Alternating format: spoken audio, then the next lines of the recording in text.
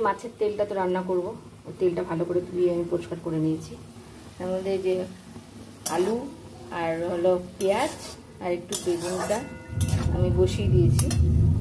এবার একটু ওর মধ্যে নুন হলুদ দিয়ে দেবো।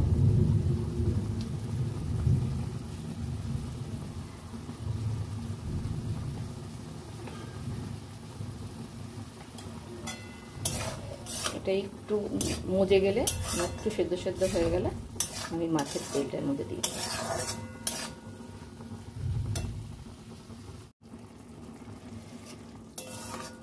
এই সবজিটা তো সেদ্ধ হয়ে গেছে, দেখো নরম হয়ে গেছে। এবার আমি মাছের তেলটা দিয়ে দেবো এর মধ্যে। আমি তো এর মধ্যে তেল দিই না, তেল ছাড়াই করি, কারণ এই মাছের তেলটা দিয়েই এই রান্নাটা হয়ে যায়।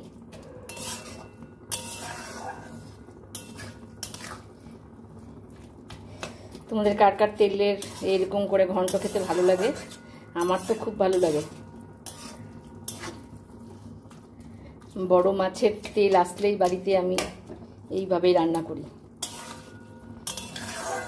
বড়াও করি, বড়ার থেকে আমার মনে হয় এই ঘন্টটা খেতে বেশি ভালো লাগে। এরকম এতে একটু লঙ্কা গুঁড়ো দেবো, একটু কাশ্মীরি লঙ্কা গুঁড়ো দেবো, ব্যাস। এতে এখন আমি কোনো মশলা দেবো না।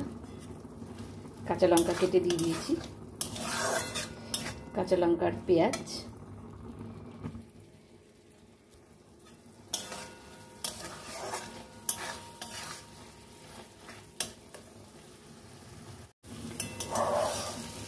এই দেখো আমার মাছের তেলের ঘন্ট রেডি, তেল ছাড়াই। আমি তো মাছের তেলের যখন বড়া করি বা ঘন্ট করি আমি তো তেল দিই না, কারণ ওই তেলেই রান্না হয়ে যায়। এই যে রেডি হয়ে গেছে, আমি এটা নামিয়ে ফেলবো এবার।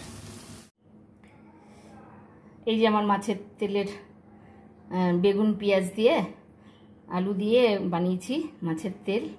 এইদিকে তোমার ভাতও হয়ে গেছে, এই দেখো ভাতটাও হয়ে গেছে। ভাতটা এবার নামিয়ে ফেলবো।